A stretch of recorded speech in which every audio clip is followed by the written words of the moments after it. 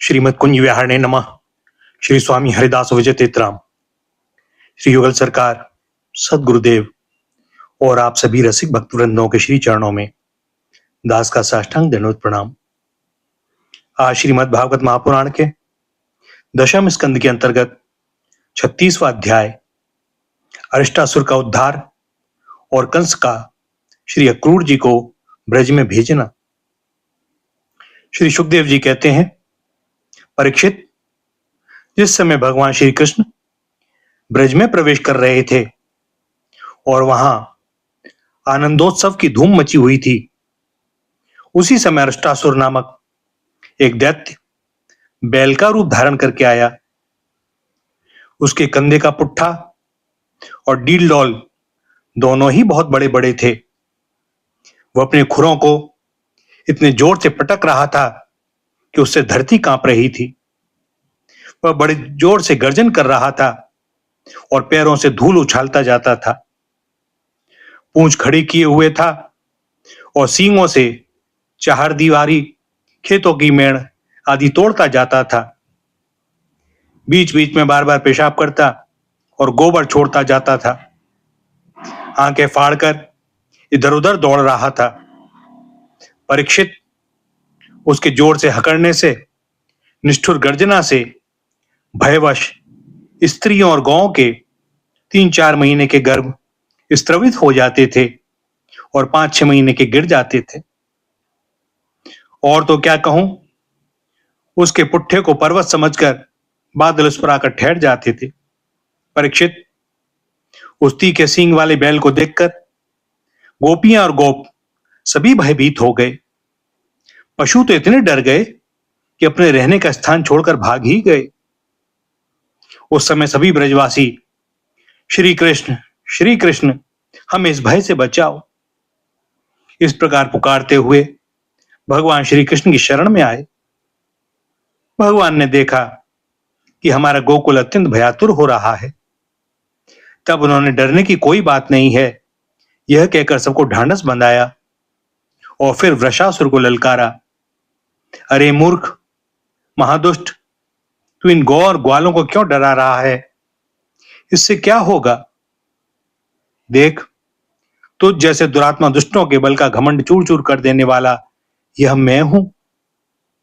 इस प्रकार ललकार कर भगवान ने ताल ठोकी और उसे क्रोधित करने के लिए वे अपने एक सखा के गले में बांह डालकर खड़े हो गए। भगवान श्री कृष्ण की इस चुनौती से वह क्रोध के कारण तिलमिला उठा और अपने खुरों से बड़े जोर से धरती खोदता हुआ श्री कृष्ण की ओर झपटा। उस समय उसकी उठाई हुई पूंछ के धक्के से आकाश के बादल तितर बितर होने लगे। उसने अपने तीखे सींग आगे कर लिए। लाल लाल आंखों से टकटकी लगाकर श्री कृष्ण की ओर टेढ़ी नजर से देखता हुआ वह उन पर इतने वेग से टूटा मानो इंद्र के हाथ से छोड़ा हुआ वज्र हो।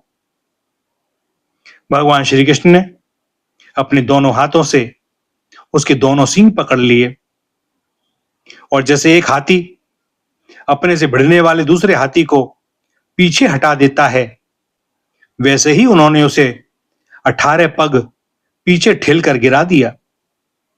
भगवान के इस प्रकार ठेल देने पर वह फिर तुरंत ही उठ खड़ा हुआ और क्रोध से अचेत होकर लंबी लंबी सांस छोड़ता हुआ फिर उन पर झपटा।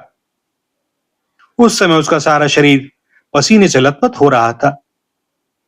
भगवान ने जब देखा कि वह मुझ पर प्रहार करना ही चाहता है, तब उन्होंने उसके सींग पकड़ लिए और उसे लात मारकर जमीन पर गिरा दिया और फिर पैरों से दबाकर इस प्रकार उसका कचूमर निकाला जैसे कोई गीला कपड़ा निचोड़ रहा हो। इसके बाद उसी का सींग उखाड़कर उसको खूब पीटा, जिससे वह पड़ा ही रह गया। परीक्षित, इस प्रकार वह दैत्य मुंह से खून उगलता और गोबर मूत्र करता हुआ पैर पटकने लगा। उसकी आंखें उलट गईं और उसने बड़े कष्ट के साथ प्राण छोड़े। अब देवता लोग भगवान पर फूल बरसा बरसा कर उनकी स्तुति करने लगे। जब भगवान श्री कृष्ण ने इस प्रकार बैल के रूप में आने वाले अरिष्टासुर को मार डाला, तब सभी गोप उनकी प्रशंसा करने लगे। उन्होंने बलराम जी के साथ गोष्ठ में प्रवेश किया और उन्हें देख देखकर गोपियों के नयन मन आनंद से भर गए। परीक्षित, भगवान की लीला अत्यंत अद्भुत है। इधर जब उन्होंने अरिष्टासुर को मार डाला, तब भगवान में नारद, जो लोगों को शीघ्र से शीघ्र भगवान का दर्शन कराते रहते हैं, कंस के पास पहुंचे।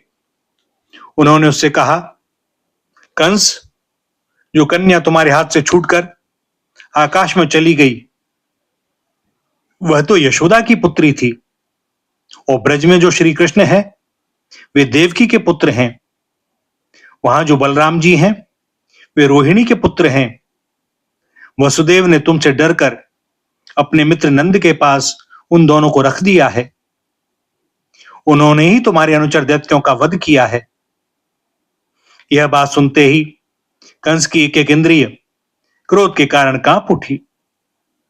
उसने वसुदेव जी को मार डालने के लिए तुरंत तीखी तलवार उठा ली, परंतु नारद जी ने रोक दिया।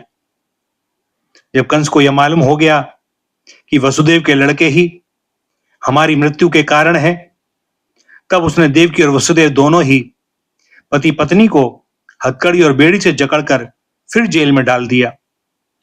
जब देवर्षि नारद चले गए, तब कंस ने केशी को बुलाया और कहा, तुम ब्रज में जाकर बलराम और कृष्ण को मार डालो। वह चला गया।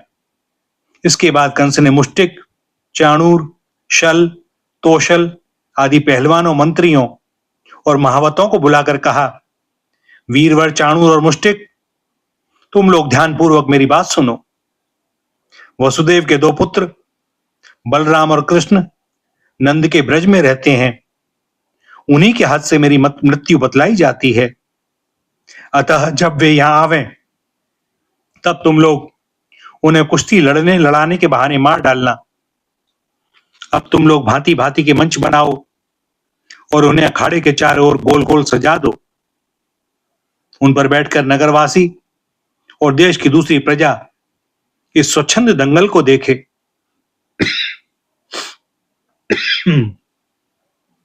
महावत, तुम बड़े चतुर हो।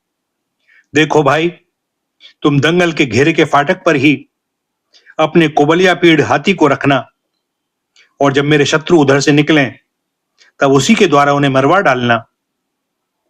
इसी चतुर्दशी को विधि पूर्वक धनुष यज्ञ प्रारंभ कर दो और उसकी सफलता के लिए वरदानी भूतनाथ भैरव को बहुत से पवित्र पशुओं की बलि चढ़ाओ।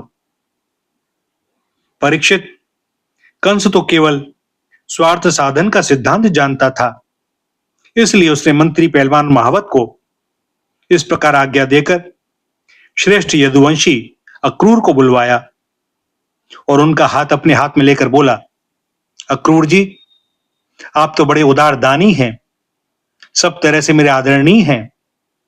आज आप मेरा एक मित्रोचित काम कर दीजिए, क्योंकि भोजवंशी और वृष्णिवंशी यादवों में आपसे बढ़कर मेरी भलाई करने वाला दूसरा कोई नहीं है। यह काम बहुत बड़ा है, इसलिए मेरे मित्र, मैंने आपका आश्रय लिया है। ठीक वैसे ही जैसे इंद्र समर्थ होने पर भी विष्णु का आश्रय लेकर अपना स्वार्थ साधता रहता है। आप नंदराय के ब्रज में जाइए, वहां वसुदेव जी के दो पुत्र हैं, उन्हें इसी रथ पर चढ़ाकर यहां ले आइए। बस अब इस काम में देर नहीं होनी चाहिए। सुनते हैं, विष्णु के भरोसे जीने वाले देवताओं ने उन दोनों को मेरी मृत्यु का कारण निश्चित किया है, इसलिए आप दोनों को तो ले ही आइए, साथ ही नंद आदि गोपों को भी बड़ी बड़ी भेंटों के साथ ले आइए। यह आने पर मैं उन्हें अपने काल के समान कुबलिया पीढ़ हाथी से मरवा डालूंगा। यदि वे कदाचित उस हाथी से बच गए, तो मैं अपने वज्र के समान मजबूत और फुर्तीले पहलवान मुष्टिक, चाणूर आदि से उन्हें मरवा डालूंगा। उनके मारे जाने पर वसुदेव आदि वृष्णि, भोज और दशार वंशी उनके भाई बंधु शोकाकुल हो जाएंगे। फिर उन्हें मैं अपने हाथों मार डालूंगा। मेरा पिता उग्रसेन यों तो बूढ़ा हो गया है, परंतु अभी उसको राज्य का लोभ बना हुआ है। यह सब कर चुकने के बाद मैं उसको, उसके भाई देवक को और दूसरे भी जो जो मुझसे द्वेष करने वाले हैं, उन सबको तलवार के घाट उतार दूंगा। मेरे मित्र अक्रूर जी, फिर तो मैं होऊंगा और आप होंगे तथा होगा इस पृथ्वी का कंटक राज्य। जरासंध हमारे बड़े बूढ़े ससुर हैं और वानरराज द्विविद मेरे प्यारे सखा हैं। शंबरासुर, नरकासुर, बाणासुर ये तो मुझसे मित्रता करते ही हैं, मेरा मुंह देखते रहते हैं। इन सब की सहायता से मैं देवताओं के पक्षपाती नरपतियों को मारकर पृथ्वी का कंटक राज्य भोगूंगा। यह सब अपनी गुप्त बातें मैंने आपको बतला दी। अब आप जल्दी से जल्दी बलराम और कृष्ण को यहां ले आइए। अभी तो वे बच्चे ही हैं, उनको मार डालने में क्या लगता है। उनसे केवल इतनी ही बात कहिएगा कि वे लोग धनुष यज्ञ के दर्शन और यदुवंशियों की राजधानी मथुरा की शोभा देखने के लिए यहां आ जाएं। अक्रूर जी ने कहा, महाराज, आप अपनी मृत्यु, अपना अरिष्ट दूर करना चाहते हैं, इसलिए आपका ऐसा विचार करना ठीक ही है। मनुष्य को चाहिए कि चाहे सफलता हो या असफलता, दोनों के प्रति समभाव रखकर अपना काम करता जाए। फल तो प्रयत्न से नहीं, दैवी प्रेरणा से मिलते हैं। मनुष्य बड़े बड़े मनोरथों के पुल बांधता रहता है, परंतु वह यह नहीं जानता कि देव ने प्रारब्ध ने इसे पहले ही नष्ट कर रखा है। यही कारण है कि कभी प्रारब्ध के अनुकूल होने पर प्रयत्न सफल हो जाता है तो वह हर्ष से फूल उठता है, और प्रतिकूल होने पर विफल हो जाता है तो शोकग्रस्त हो जाता है। फिर भी मैं आपकी आज्ञा का पालन तो कर ही रहा हूं। श्री सुखदेव जी कहते हैं, कंस ने मंत्रियों और अक्रूर जी को इस प्रकार की आज्ञा देकर सबको विदा कर दिया। तदंतर वह अपने महल में चला गया और अक्रूर जी अपने घर लौट आए। भैया, यहां पर दशम स्कंद का 36वां अध्याय समाप्त होता है और दास को अनुमति दें आज के लिए वाणी को विराम देने की। आगे श्री हरि की जैसी जो इच्छा। श्री राधा, श्री राधा, श्री राधा।